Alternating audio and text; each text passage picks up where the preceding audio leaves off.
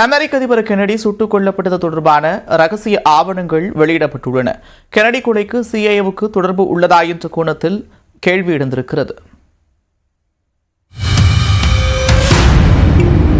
அமெரிக்காவின் 35வது அதிபராக இருந்தவர் ஜான் எஃப் கென்னடி 1963ஆம் ஆண்டு நவம்பர் மாதம் 22ஆம் தேதி டெக்சாஸ் மாகாணத்தில் டவுலஸ் நகரில் சுட்டுக் கொலை செய்யப்பட்டார். கட்டிடம் ஒன்றின் 6வது மாடியில் மறைந்திருந்த லீ ஹார்வே ஆஸ்வால்ட் என்பவர் கென்னடியை சுட்டுக் கொன்றதாக கூறப்பட்டது. கென்னடியின் பாதுகாவலர்களால் ஆஸ்வால்ட் உடனடியாக கைது செய்யப்பட்டார். ஆஸ்வால்ட் சிறைக்கு கொண்டு செல்லப்பட்ட போது அவர் ஜக்லியோன் ரூபி என்ற இரவு விடுதி உரிமையாளர் ஒருவரால் சுட்டுக் கொல்லப்பட்டார். கென்னடி படுகொலை குறித்து விசாரித்த ஆணையம் ஆஸ்வால்ட் மட்டுமே குற்றவாளி என கூறியிருந்தது.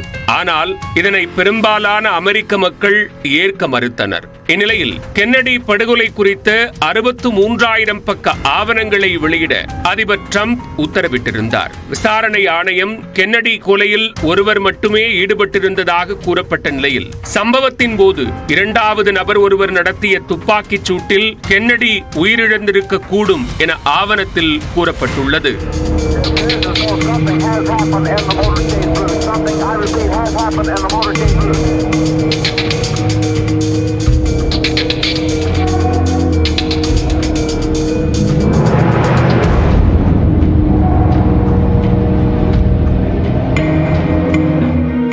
கென்னடியின் வாகன அணிவகுப்புக்கு முன்னால் அமைந்திருந்த ஒரு புல்வெளி மேட்டிலிருந்து வந்த தோட்டா அவரை கொன்றிருக்கலாம் என ஆவணங்கள் சுட்டிக்காட்டுகின்றன. மேலும் படுகொலை சம்பவத்திற்கு ஒரு வார காலத்திற்கு முன்னர் ஆஸ்வால்ட் மெக்சிகோவின் சோவியத் யூனியன் மற்றும் கியூபா நாடுகளின் தூதரகங்களுக்கு சென்று வந்துள்ளார். இதனை சிஐஏ கண்டுபிடித்த போதிலும் உரிய நடவடிக்கையை எடுக்க தவறிவிட்டதாக ஆவணங்கள் குறிப்பிடுகின்றன.